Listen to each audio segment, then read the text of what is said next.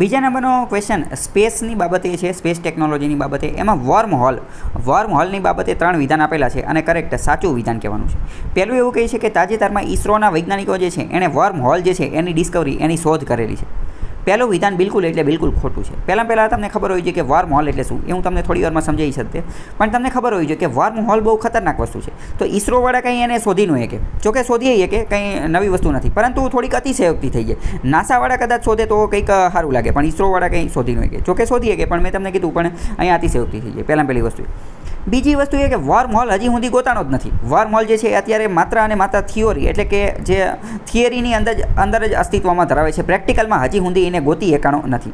અત્યારે માત્ર અને માત્ર બ્લેક હોલ જે છે એને ગોતી એકાણો છે. એનો ખાલી એક ફોટો જે છે એ આપણે મેળવી શક્યા છીએ. અને બ્લેક હોલનું એક્ઝેક્ટ વિરોધી વસ્તુ જે છે ને એ વર્મ હોલ છે. એ હજી સુધી આપણે ગોતી શક્યા નથી. હજી વૈજ્ઞાનિકો જે છે ને એને લેબની અંદર તે વર્મ હોલ જે છે બનાવી શક્યા નથી. એટલે આખું વિધાન જ કલ્પનાની અંદર લખેલું છે. આખું વિધાન ખોટું છે. ઇસરોએ શું ગોઈતું હોય, હજી વર્મ હોલ નામની કોઈ વસ્તુ જ અસ્તિત્વમાં છે નહીં. ખાલી અને ખાલી થિયરીમાં એના બારામાં છે. તો પહેલું વિધાન ખોટું છે. વર્મ હોલ એક પ્રકારની ટનલ જેવું છે કે જે ડિસ્ટન્સ યુનિવર્સ, એટલે કે અવકાશની અંદર આવેલા બે અલગ અલગ પોઈન્ટને જે છે એ જોડવાનું કામ કરે છે. એ વાત બિલકુલ સાચી છે. વર્મ હોલ જે છે એ અવકાશની અંદર, યુનિવર્સ, બ્રહ્માંડની અંદર આવેલા બે અલગ અલગ પોઈન્ટને જોડવા માટે એક ટનલ સ્વરૂપનું કામ કરે છે. એ વાત સાચી છે. આઇન્સ્ટાઈનની જે જનરલ થિયરી ઓફ રિલેટિવિટી જે છે એ વર્મ હોલના અસ્તિત્વને સ્વીકારે છે અથવા એને સપોર્ટ કરે છે. તો ત્રીજું વિધાન જે છે એ પણ સાચું છે.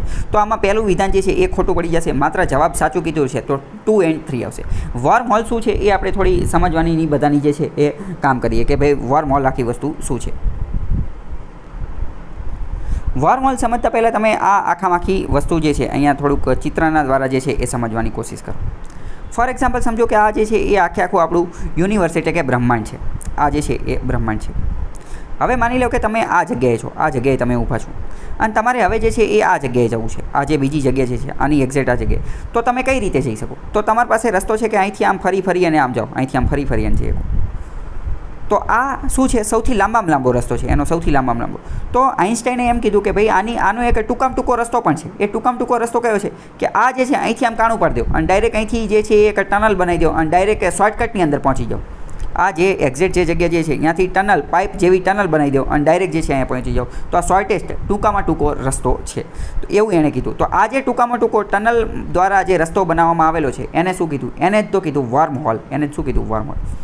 આઇન્સ્ટાઈને આવી બધી વાતો કીધી તો એવું કીધું કે આ વર્મ હોલ જો અસ્તિત્વમાં આવી જશે, અત્યારે તો ખાલી થિયરીમાં જ છે, તો શું થઈ જશે? તો જે છે એ આખું ટાઈમ ટ્રાવેલ જે છે એ પણ થઈ શકશે. એમ બીજી વસ્તુ હું તમને સમજાવું. ફોર એક્ઝામ્પલ સમજો કે આ એક કાગળ છે. કાગળનો આ એક પોઈન્ટ એ છે અને આ એક પોઈન્ટ બીજો બી છે. એ થી બી સુધી જવું હોય તો કઈ રીતે જઈ શકાય? તો અહીંથી આ જ એક રસ્તો છે, સીધી લાઈન જે છે એ જ એક રસ્તો છે, બીજો એક રસ્તો છે.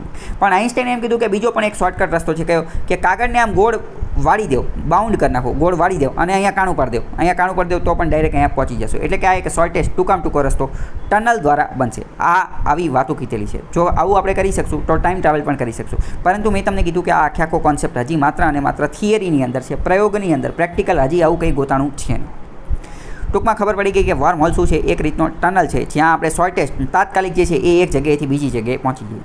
તો હવે બીજો પ્રશ્ન થાય કે ભાઈ આપણે અવકાશમાં જવું હોય તો ઘણો બધો સમય લાગી જાય. અવકાશની અંદર ટાઈમ જે છે એ સ્લો ચાલે છે, ઓલું પહેલું એ બધી વાતો છે. પણ જો આપણને આવો કોઈ શોર્ટકટ મળી જાય, વર્મ હોલ શું છે? તો એક રીતનો શોર્ટકટ ટનલ છે. જો એ મળી જાય તો આપણું કામ જે છે એ થઈ જાય. તો અહીંયા આપણે હવે થોડું સમજીએ શું લખેલું છે. વર્મ હોલ શું છે? Can be viewed as a bridge. આ એક રીતનો બ્રિજ છે, એક રીતનો ટનલ છે અને શોર્ટકટ છે. યુનિવર્સની અંદર યુનિવર્સના બે પોઈન્ટની અંદર, સ્પેસ અને ટાઈમની અંદર આવેલા બે પોઈન્ટની વચ્ચે. તમારે ખાલી વર્મ હોલ એટલે શું યાદ રાખવાનું?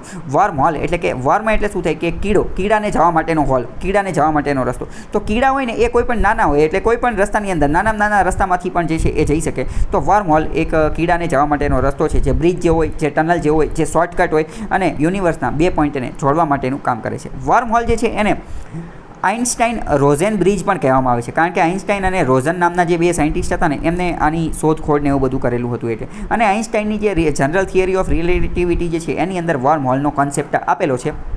હજી સુધી ગોઈતો નથી. ખાલી આ કોની અંદર અસ્તિત્વ ધરાવે છે? તો કે થિયરીની અંદર હતી. સૌપ્રથમ આની થિયરી 1916ની અંદર આપેલી હતી. બ્લેક હોલ જે છે એની થિયરી પણ આની જેમ જ આપેલી હતી. હકીકતમાં વર્મ હોલ જે છે ને એ બ્લેક હોલનું એકદમ વિરોધી વસ્તુ છે.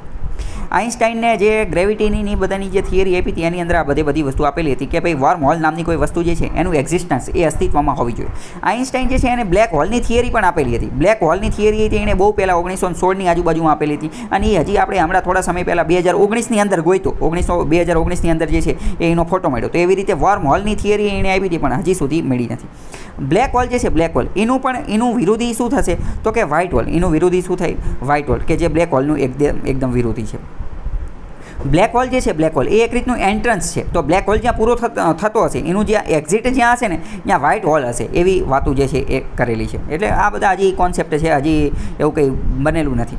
1935ની અંદર આઇન્સ્ટાઈન અને એક ભૌતિકશાસ્ત્રી ફિઝિસિસ્ટ નાથન રોઝન નામનો વ્યક્તિ હતા. એ બે આ જનરલ થિયરી ઓફ જનરલ રિલેટિવિટીના આધારે જે છે એ બ્રિજ, ટનલ આ બધાની વાતો કરી અને જે છે એ વર્મ હોલનો કોન્સેપ્ટ જે છે એ આપેલો હતો. તો આ બધા પ્રશ્ન જે છે એ તમને ખબર હોય છે.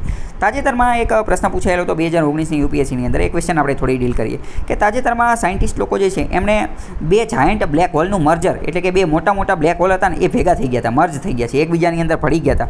બિલિયન્સ ઓફ લાઇટ યર્સ હવે પૃથ્વીથી ઘણા દૂર આવેલા હતા અને એ બધા ભેગા થઈ ગયા હતા. તો આ ઓબ્ઝર્વેશન જે છે એ કોની સાથે જોડાયેલું છે? આપણે ડાયરેક્ટ હું તમને એનો જવાબ કહી દઉં કે ભાઈ કોની હારે જોડાયેલું છે. તો એના અંતર્ગત જે છે ને એ ગ્રેવિટેશનલ વેવ્સ ડિટેક્ટ થયા હતા, ગુરુત્વ તરંગો જે છે એ મળેલા હતા. એવું કઈ રીતે? એનું કારણ પણ હું તમને કહી દઉં. કારણ કે બે મોટા જ્યારે બ્લેક હોલ હતા તો એ બ્લેક હોલ જે છે કોઈ પણ બ્રહ્માંડની અંદર કોઈ પણ અવકાશી પદાર્થ આવેલો છે, સેલેસ્ટિયલ બોડી આવેલી છે, તો એને પોતાનું ગુરુત્વાકર્ષણ બળ હોય અને એની અંદરથી ગુરુત્વ તરંગો જે છે ગ્રેવિટેશનલ વેવ એ પસાર થતા હોય અને એ બંને જ્યારે એકબીજાની અંદર મર્જ થાય તો બંનેના ગુરુત્વ તરંગો જે છે એની ઝડપ વધી જાય અને એનું માસ જે છે એ વધી જતું હોય છે. ગુરુત્વ તરંગો જે છે એ હાલતા રહેતા હોય. તો એ ગુરુત્વ તરંગો જે છે એ જે છે એ આ બ્લેક હોલના મર્જરના કારણે જે છે જોઈ શકાતા હોય છે. નાસાની વેબસાઇટની ઉપર પણ આ વર્મ હોલની થિયરી જે છે એ આપેલી છે, જે મેં તમને ઓલરેડી સમજાવેલી છે. તો અહીંયા એના અંતર્ગત મેં તમને કીધું કે સ્પેસ ટ્રાવેલ અને અવકાશની અંદર ટ્રાવેલ પણ થઈ શકશે વર્મ હોલના કારણે. ફટાફટ એક જગ્યાએથી બીજી જગ્યાએ પહોંચી પણ શકાશે. અને બીજું, વર્મ હોલ જો અસ્તિત્વમાં આવશે તો ટાઈમ ટ્રાવેલ જે છે એ પણ કરી શકાશે. બીજી વાર પરીક્ષાની અંદર પ્રશ્ન એ પણ પૂછી લેશે કે ભાઈ વર્મ હોલથી શું ટાઈમ ટ્રાવેલ શક્ય છે? તો એ વિધાન સાચું પડી જશે. જેમ્સ વેબ ટેલિસ્કોપ જે છે એણે બહુ પહેલાં ફેન્ટમ ગેલેક્સીની અંદર એક વર્મ હોલનો પિક્ચર લેવાની કોશિશ કરી હતી પણ મળ્યો ન હતો. બરાબર. તો આવી રીતે આવા ક્વેશ્ચન વર્મ હોલ રિલેટેડ પૂછાઈ શકે છે.